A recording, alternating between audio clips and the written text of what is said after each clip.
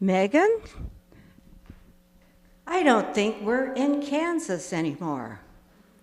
Where are we? I believe it's a place called Illinois. But where in Illinois? At the Unitarian Church of Hinsdale. Could this be the land of Oz we're looking for? It could be, because there are people here from all over the land of Oz. Hinsdale, Elmhurst, Downers Grove, Brookfield, LaGrange, and other far away places, like Glen Ellen and Shorewood, even a place called Bull Valley. They must come here to build a community. Yes, I think you're right.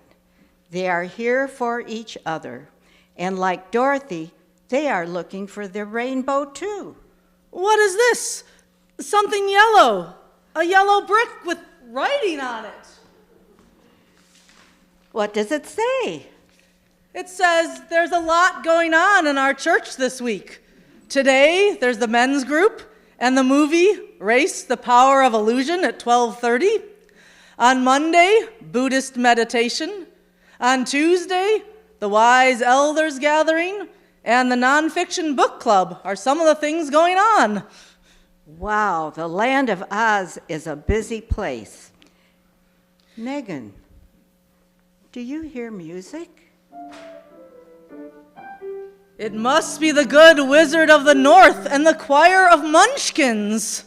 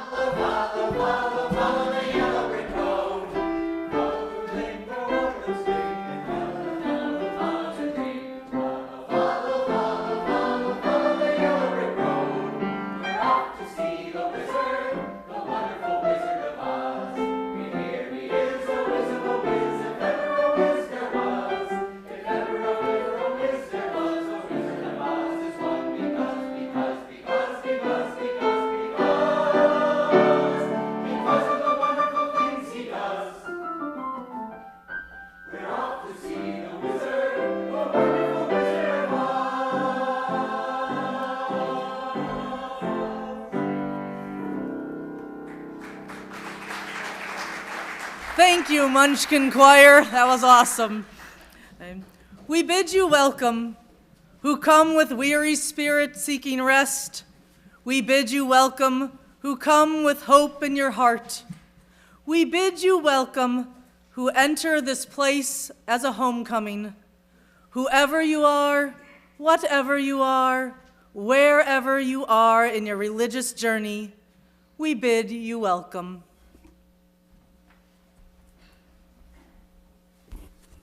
Good morning. It's good to see faces again, whole faces. Welcome to this place of fellowship and peace. I am Anita Jencks, and our worship associate is Megan Griffin. Thank you, Megan. And thanks to Jamie, our Wizard of the North, and our Munchkin singers today. And for the tech people, Alex and Jean, and the hospitality people, the Solbergs, I guess, are down there, and whoever else has been part of the service today, thank you. There's always a lot of activities going on at UCH, so check the news and notes every Friday that are in your email on Fridays. And please silence your gadgets during the service. Now, Megan, please join the words in our chalice lighting.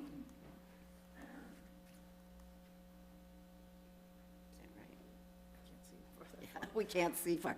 That far. Yes, is that right? I don't know. Okay, thank you. We promise to listen and learn together with compassion, curiosity, and open mind. Stay engaged and participate to create a warm, welcoming, and financially healthy church community.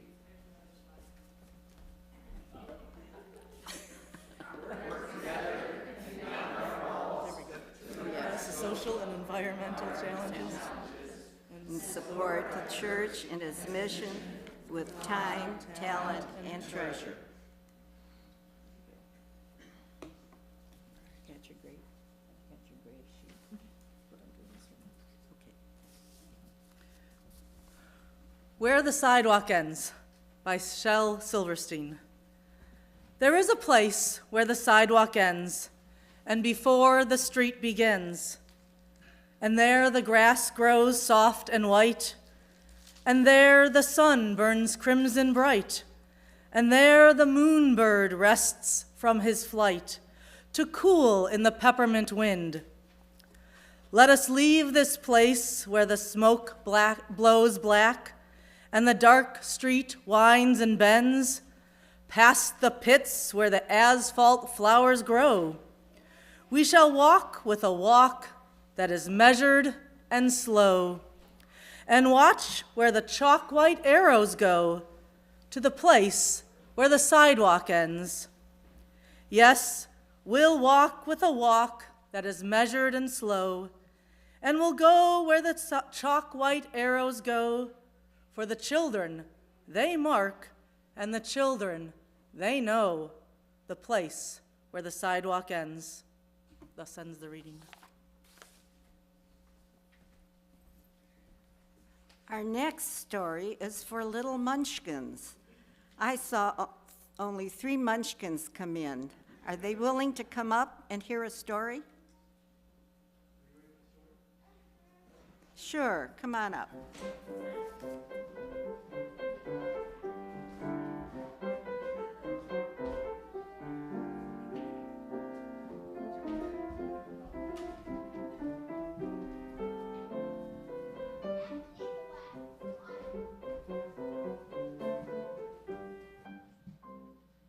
Have you heard of the... Oh. You're okay there, bud. How many have heard of the Wizard of Oz? Did you? Do you know the story of the Wizard of Oz? Okay. Well, I'm going to... Oh, we got more munchkins coming. Come on up, munchkins. Oh, okay.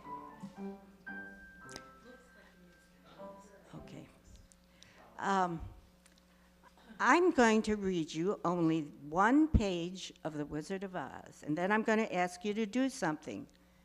Got that, munchkins back there? Okay. Here's how the story starts.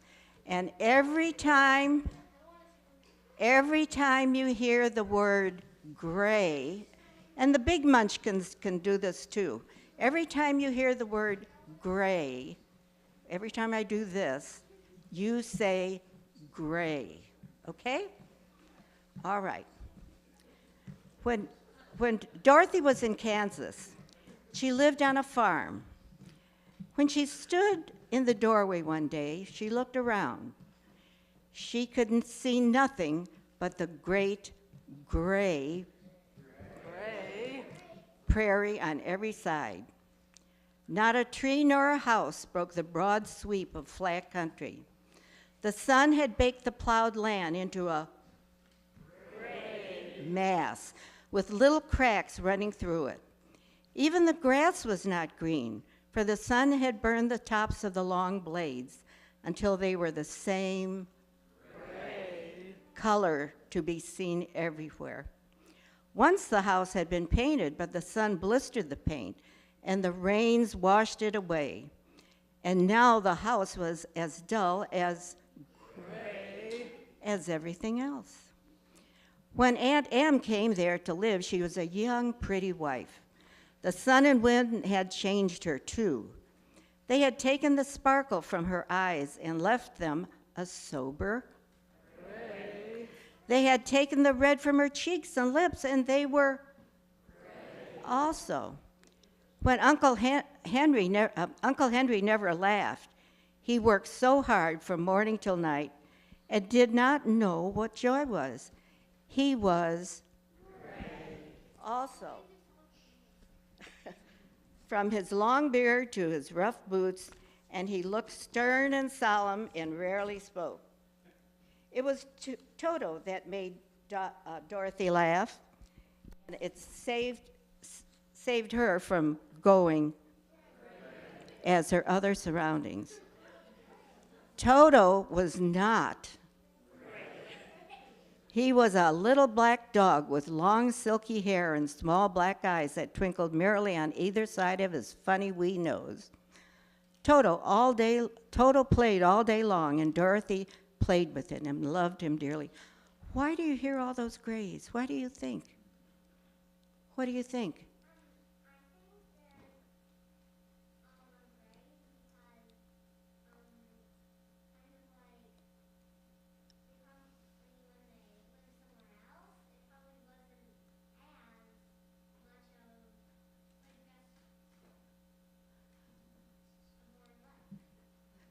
Right. A boring life. Yeah. Right. It was a boring, boring life. You got it. You got it.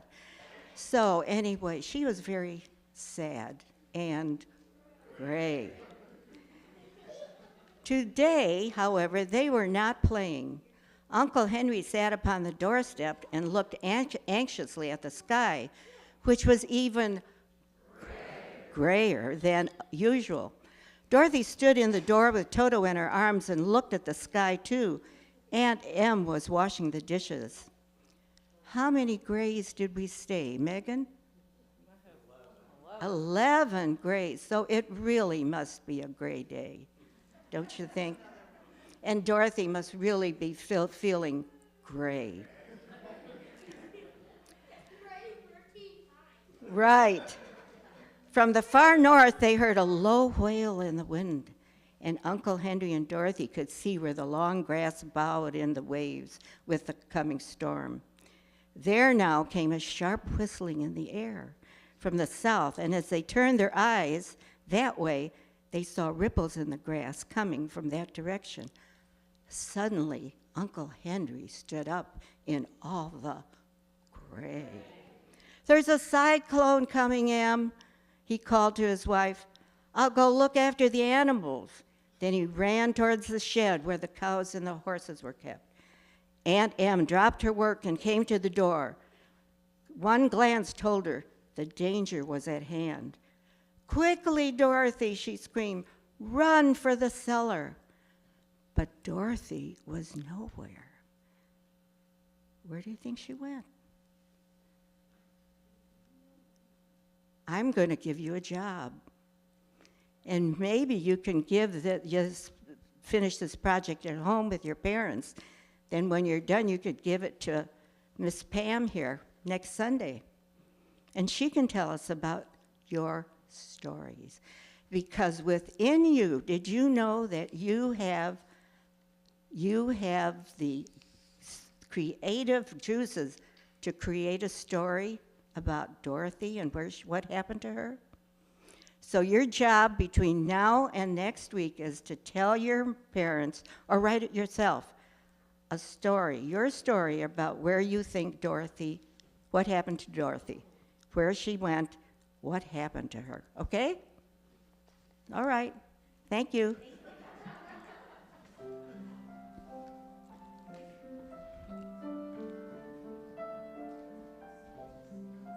Yeah.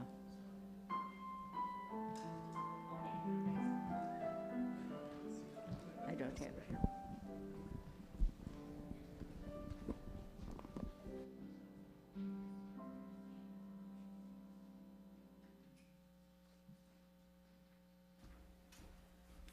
We will now have the offering, which helps us to sustain all that we do here at UCH, as well as many outside ventures. Join me in saying these words. Oops. There we go. This church is made up of all of us. It is what we learn together, the work we do together, the fun we have together.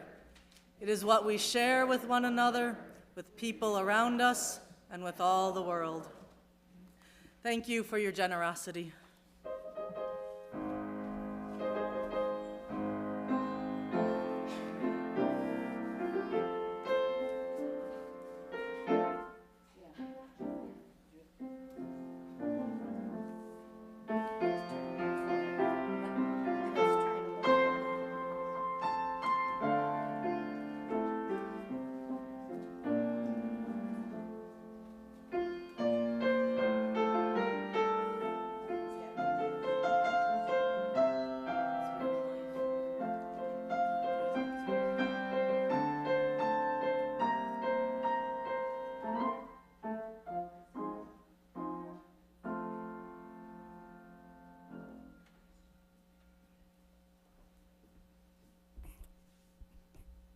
Please join me in a moment of meditation. Can you hear me? Put your feet flat on the floor. Close your eyes if you wish. Relax. Breathe in. Breathe out. Picture a rainbow in front of you.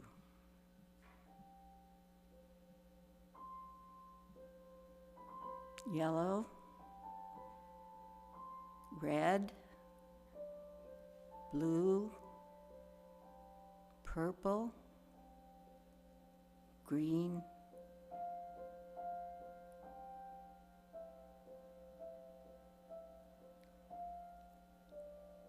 pick a color. Pick blue and breathe it in. Wrap it around you and feel its warmth.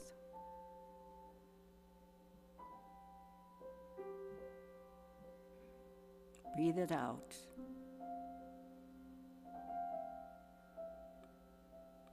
Pick another color from the rainbow, any color. It's your color. Wrap that around you.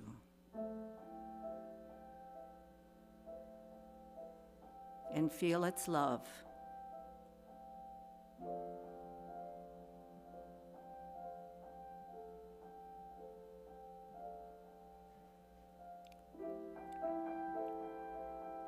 Pick one more color. Wrap it around you again.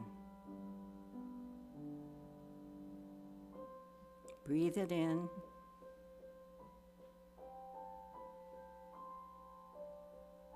Breathe it out.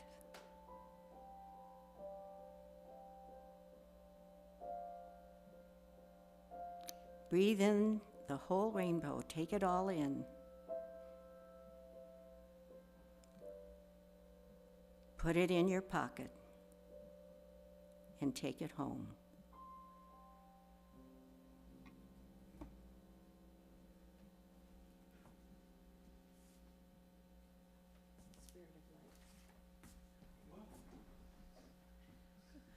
Please join in singing Spirit of Life.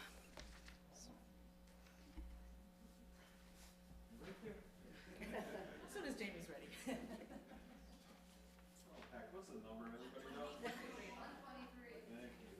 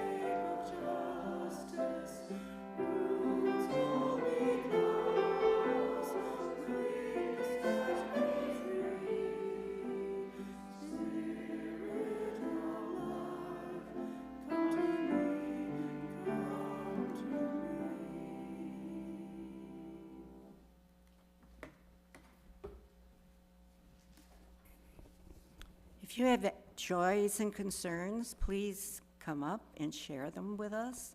We'd like to share ours with you.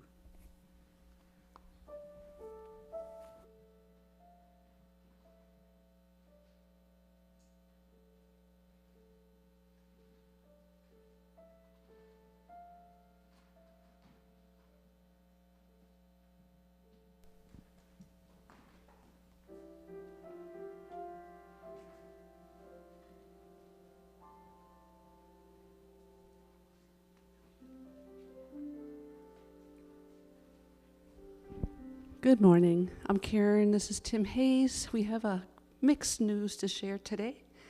We have two new lovely twin grandchildren. And one is named Madeline, and she's home with her family. And the other one is named Hattie, and she's been in the NICU for 3 weeks now with a genetic syndrome. So we are in the midst of finding out about all of that. So that's our news to share.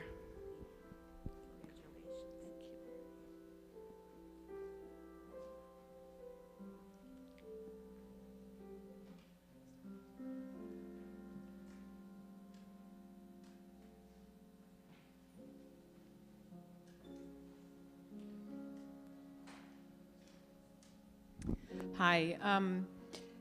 We lost 3 friends this week. I want all you to wrap yourselves in bubble wrap, please. So there's that.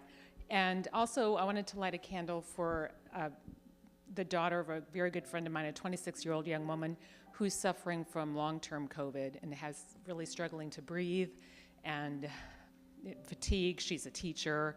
She's just having trouble with every single day. She's a lovely young woman, and I just would like everybody to sort of send some positive energy her way. Vaxxed and boosted, and she's been suffering since January. So, a little candle for Tim's sister Pam, who passed away this week after a battle with cancer, and she passed away peacefully at home, surrounded by her family. And if you keep her 2 daughters, Heather and Amanda, in your thoughts, we would appreciate that, and her husband, Mike. And for our 3 candles, the first one for the people in Ukraine, our hearts go out to them. The second one for all who have shared a loss this last week, and for all the other losses. And the third one for our community, as we gather and share together.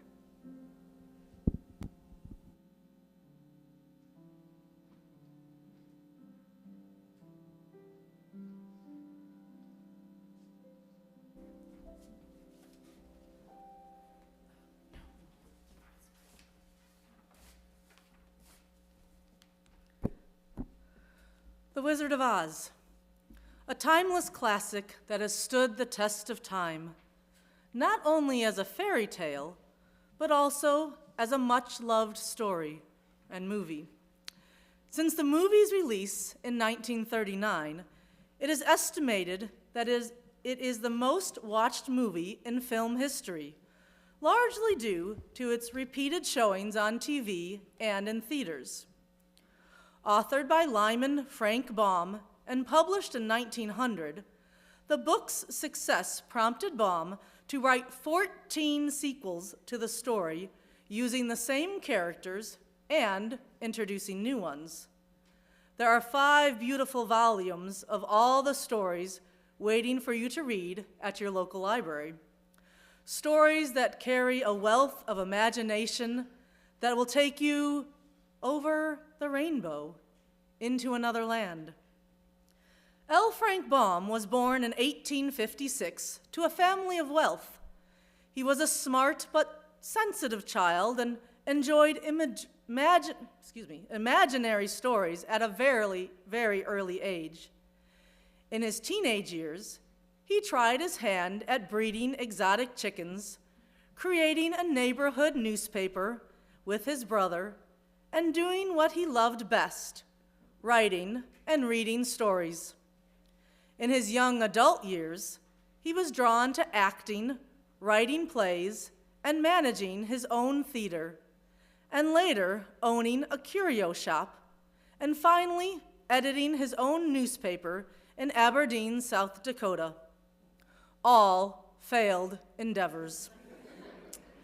In 1882, Baum married Maud Gage, daughter of Matilda Joslyn Gage, a well-known woman suffragist who worked closely with Susan B. Anthony.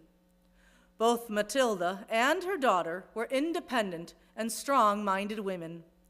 Maud was direct and assertive and was the manager, organizer, and disciplinarian in the family. but it was Maud's mother who influenced Bon into writing for children. It is no wonder that in his stories, the female takes the lead and are stronger and more powerful than the men characters. As we see in The Wizard of Oz, Dorothy's assertiveness and the witch's power overshadow all the men in the story. Even the Wizard of Oz admits to being a good man, but a bad wizard with fake powers. In an interview with the author in 1939, Baum said, "The Wizard of Oz was pure inspiration. It came to me right out of the blue. I think that sometimes the great author had a message to get across. He was to use the instrument at hand. I happened to be that medium, and I believe the magic key was given to me to open the doors to sympathy and understanding, joy, peace, and happiness." Thus ends the reading.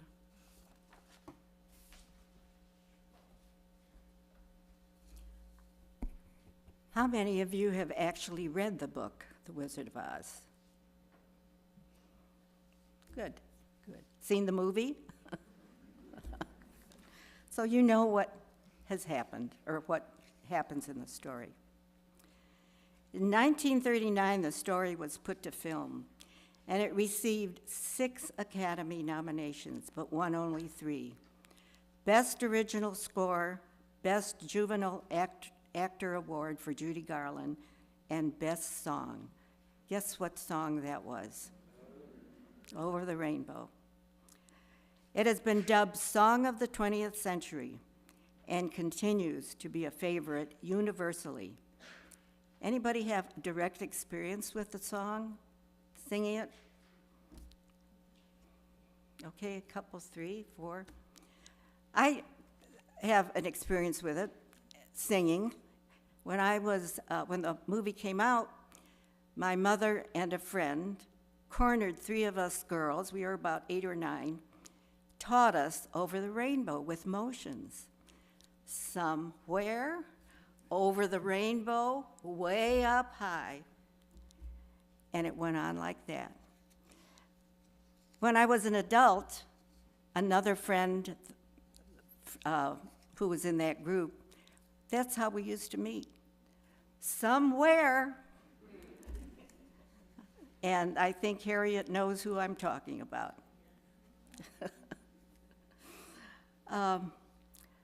The Wizard of Oz is a story loaded with symbolism. Since its inception, it has been analyzed and interpreted through many lenses as readers saw political, psychological, and social innuendos emerging from the book. In more recent times, the LGBTQ community has claimed it as its life's theme. And even Salman Rushdie, author of the infamous Satanic Verses, suggests that it to be a migrant's dream. The story of going away, of leaving the grayness of one's original home, and making a new life in a place where there isn't any trouble. He said, Over the Rainbow ought to be, the anthem of the world's migrants. All those who go and search for a place where dreams that you dare to dream really do come true.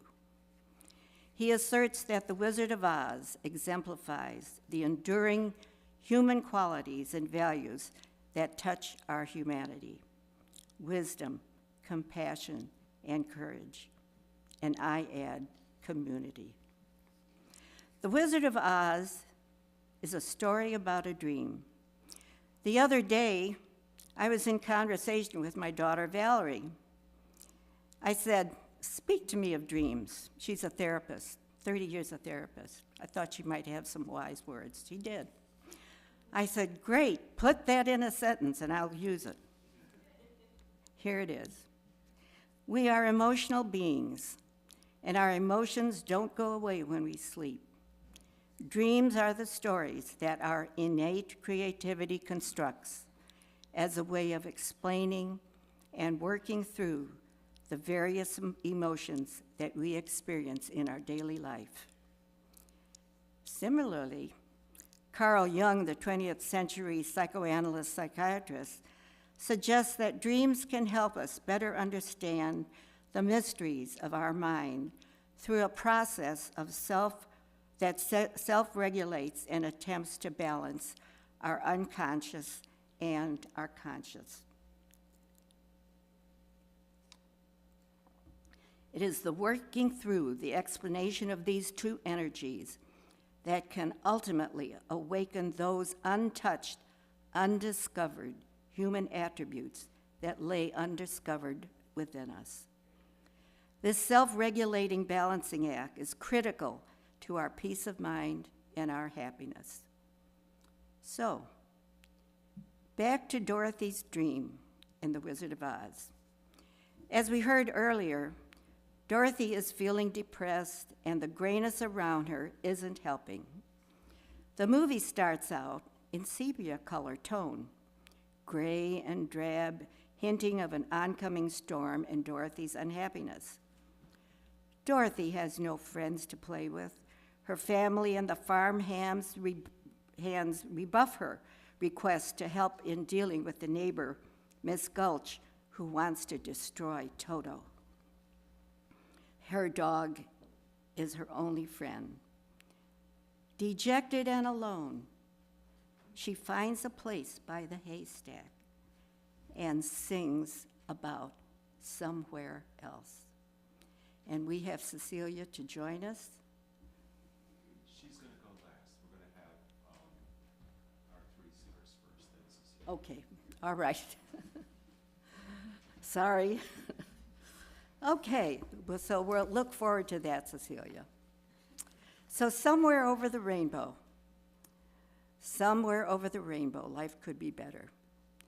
When we yearn for something to fill our emptiness, it's like saying, if only I had this or that, I'd be happy. If only I had more money, if only I had done this, whatever. But will these if-onlys really save the day for us? Perhaps yes, but it's only temporary. The grass always looks greener on the other side of the fence, but it too someday will turn gray. As Dorothy finishes her song, the dark clouds open up and send down a cyclone which transports Dorothy and Toto into the land of Oz. And in the movie, suddenly everything turns to Technicolor. It's an ingenious production. The first Ozians they meet are the Munchkins, and they are celebrating the death of the Wicked Witch of the West, who was done away with when the cyclone dropped a house on her. They meet Glinda, the Good Witch of the North, who, upon hearing Dorothy's wish to return to Kansas, advises her to follow the yellow brick road to the Emerald City, where the great Wizard of Oz will grant her wish to return to Kansas. Dorothy is learning that this is a very unfamiliar place and is beginning to miss Kansas and her family very much, a place from which she wanted to escape. So along the yellow brick road, the first friend that Dorothy meets is the Scarecrow. Like Dorothy, he too has a wish. He's looking for a brain. He is sad because he can't even scare scarecrows away. Scarecrows away. He desperately wants a brain so he can think. He says, if only I had a brain, I could tell you lots of things.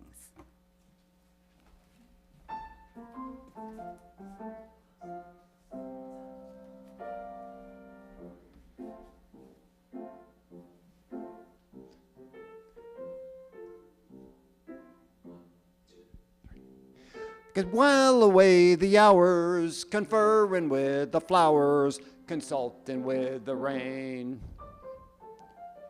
In my head I'd be scratching while my thoughts were busy hatching if I only had a brain. I'd unravel every riddle for any individual in trouble or in pain. With the thoughts I'll be thinking I could be another Lincoln if I only had a brain. Oh, I could tell you why the ocean's near the shore. I could think of things I never thunk before. And then I'd sit and think some more. I would not be just a muffin, my head a full of stuffing, my heart a full of pain. I would dance and be merry, life would be a ding-a-dairy if I only had a brain.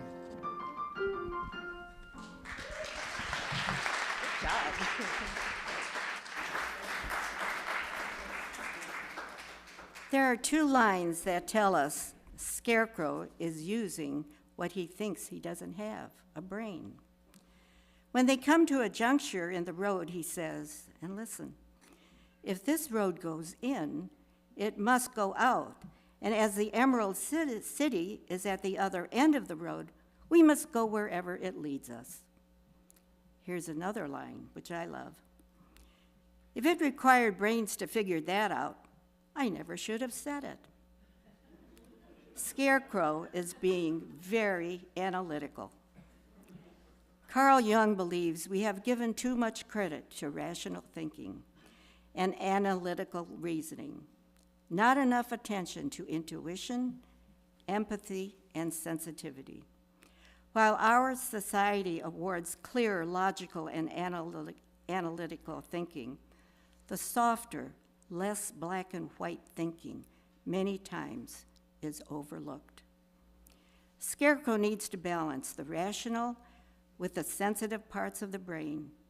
He too thinks the wizard can give him a brain. As the two friends and Toto continue down the road, they hear a squeaking sound and find a rusted old tin man by the side of the road who tells them his sweetheart and his own heart has been taken away from him by the Wicked Witch of the West. As a result, his body has become rigid like armor to protect him from further hurts. Inside his armor, he keeps his emotions hidden from the outside world. Tin Man wants to love again. He even wouldn't mind feeling jealousy again.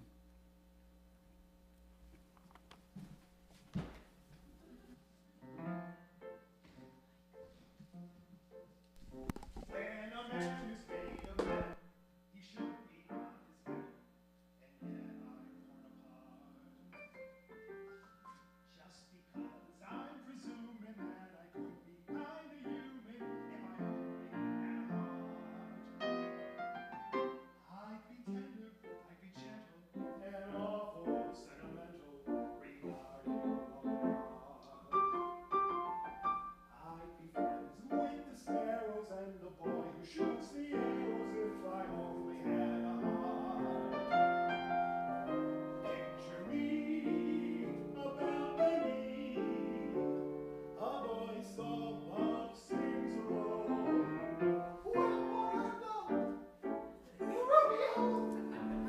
I hear a beat. Ah, how sweet!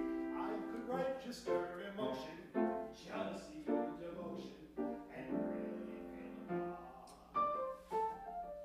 I could stay young and chipper, and I'd rock it with a zipper if I only had a heart.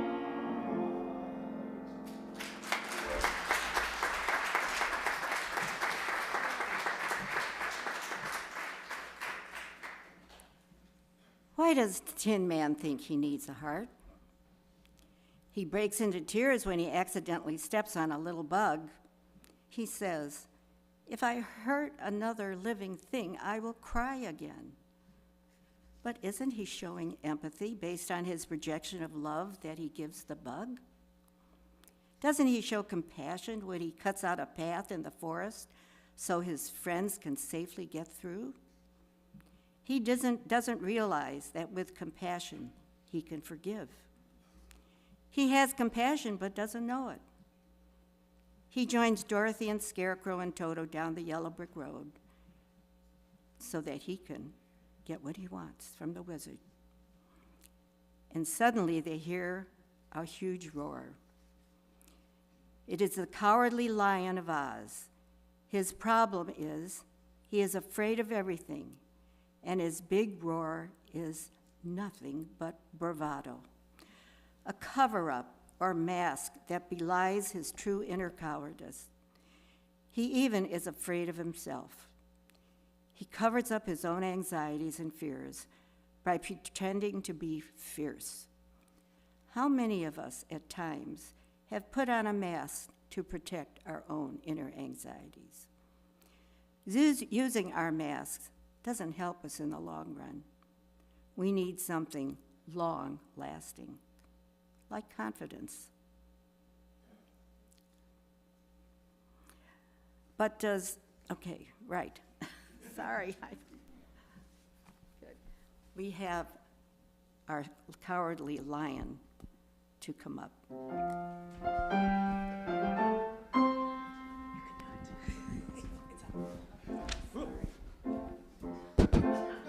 Life is sad, believe me, missy, when you're born to be a sissy without the vim and voive.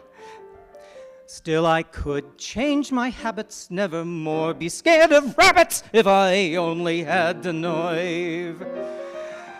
I'm afraid there's no denying I'm just a dandelion, a fate I don't deserve. But I could show my prowess, be a lion, not a mouse, if I only had the nerve. Oh, I'd be in my stride, a king down to the core. I could roar like I never roared before, and then I'd roar and roar some more. I would show the dinosaurus who's king around the forest, a king they better serve. Why, with my regal Beezer, I could be another Caesar if I only had the nerve.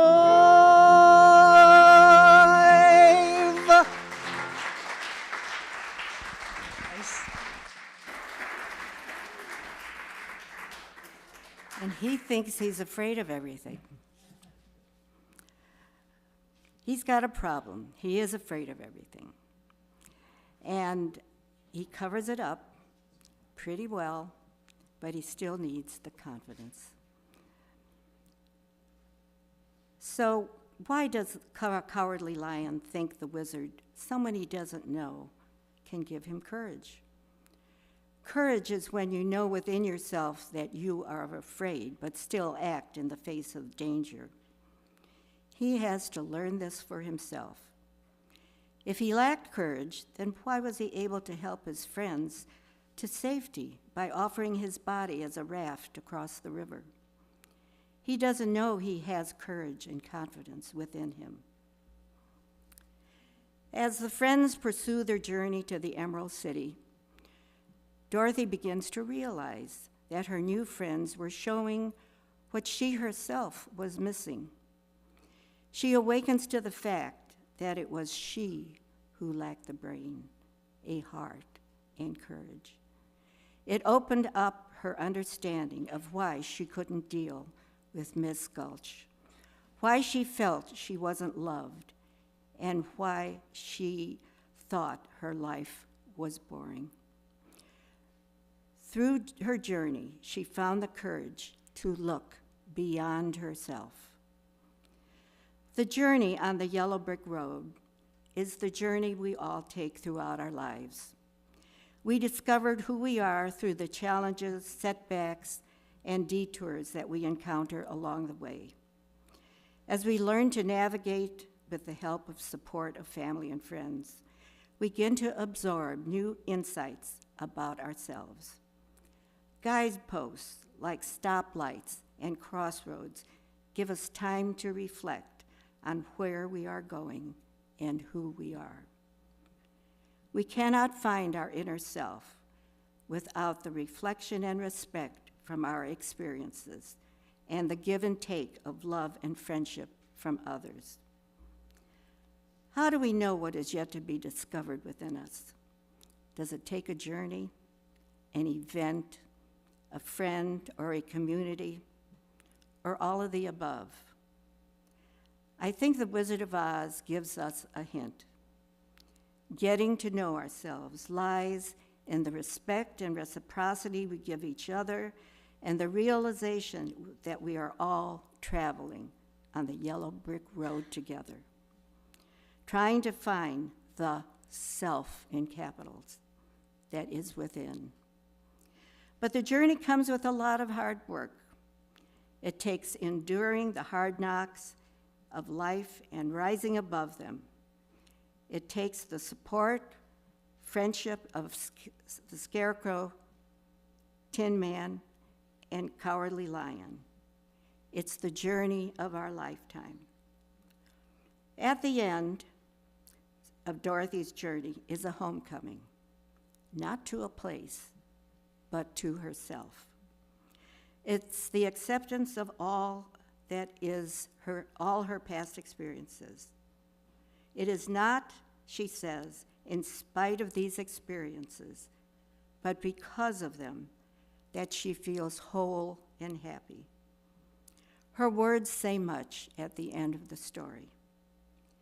If you ever go looking for your heart's desire, you don't have to look any further than your backyard. And we'll have Over the Rainbow now.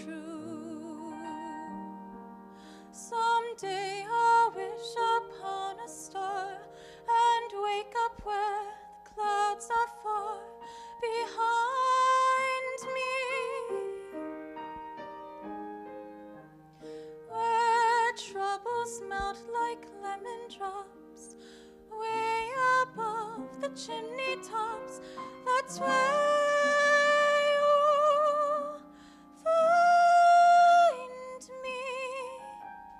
Somewhere over the rainbow, bluebirds fly. Birds fly over the rainbow. Why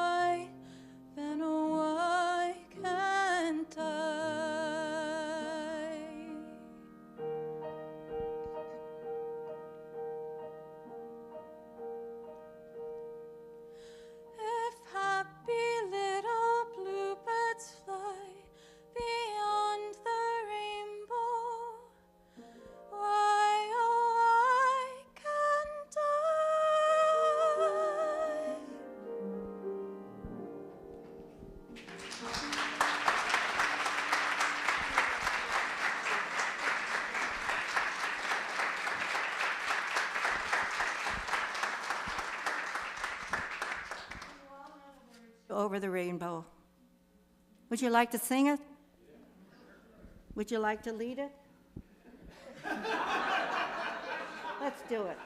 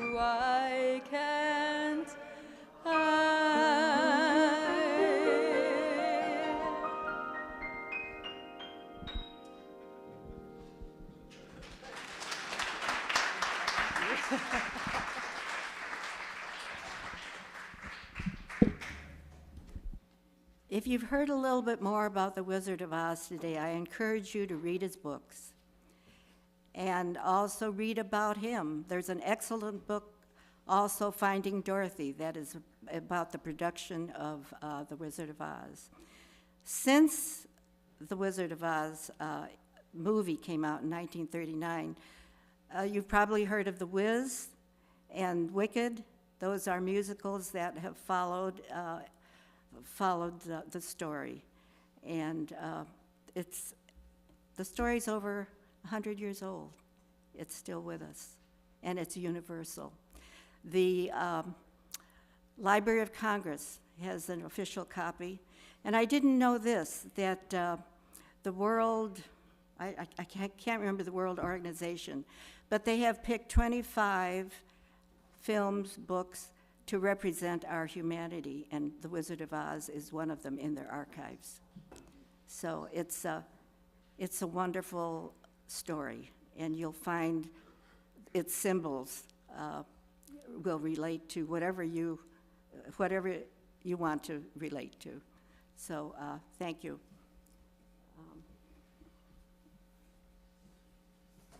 We'll extinguish our chalice and say these words.